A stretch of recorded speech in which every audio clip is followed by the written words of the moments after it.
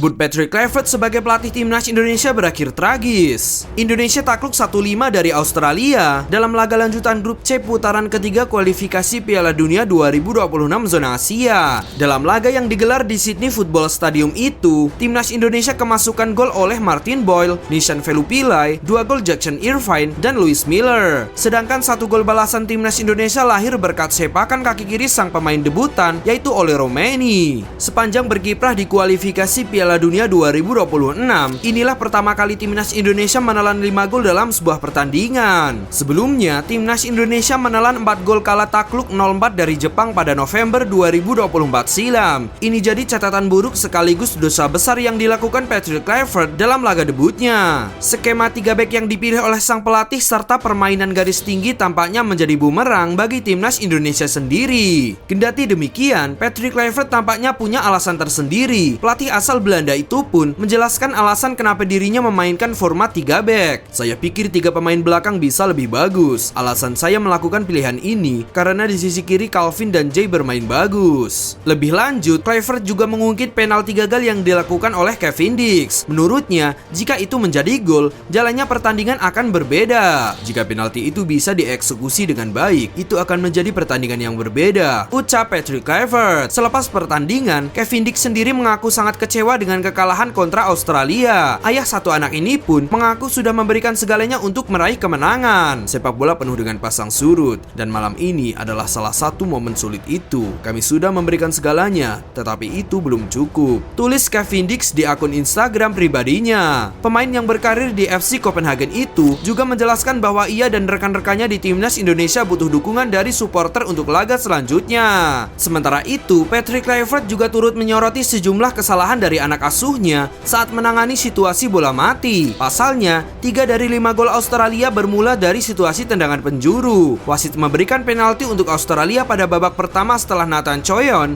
terlihat menarik baju Lewis Miller dalam situasi tendangan penjuru. Gol Lewis Miller dan Jackson Irvine di babak kedua juga berawal dari skema tendangan penjuru. Kendati demikian, Kluivert tidak mau mencari kambing hitam atas banyaknya gol yang bersarang ke gawang timnas Indonesia. Ia mengaku akan menganalisis tentang gol-gol yang diderita oleh timnya. Di sisi lain, kekalahan telak 1-5 ini juga membuat tagar Kluivert out di Twitter menggema dan jadi trending topik. Sebagian fans mengaku kecewa dengan permainan timnas, padahal Marcelino Ferdinand dan kawan-kawan sempat menahan imbang Australia 0-0 di Stadion Gelora Bung Karno pada September 2024. Pada saat itu, Indonesia masih diasuh oleh pelatih lama asal Korea Selatan Shin Tae-yong. Uniknya, supporter yang hadir langsung di Sydney Stadium juga turut meneriakkan nama mantan pelatih timnas Indonesia Shin Tae-yong saat pertandingan berlangsung. Ini tampaknya jadi buntut kekesalan para fans yang kecewa dengan keputusan gegabah PSSI yang mengganti pelatih saat timnas Indonesia masih berjuang di ronde ketiga dari kualifikasi Piala Dunia 2026 zona Asia. Sementara itu, kemenangan atas timnas Indonesia ini membuat Australia kian mantap duduk di posisi 2 grup C dengan koleksi 10 poin. Sedangkan timnas Indonesia saat ini harus turun ke posisi keempat dengan 6 poin dan berjarak 3 angka dari Arab Saudi yang berada di posisi ketiga. Satu hal yang pasti, timnas Indonesia wajib memenangkan 3 laga tersisa yakni melawan Bahrain, Cina, dan Jepang. Dari ketiga lawan Garuda itu,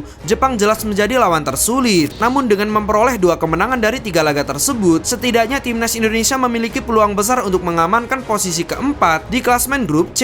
Posisi itu adalah batas untuk berlaga di ronde keempat kualifikasi Piala Dunia 2026 zona Asia. Andai timnas gagal menyegel peringkat kedua klasmen sebagai syarat untuk langsung lolos ke turnamen akbar ini.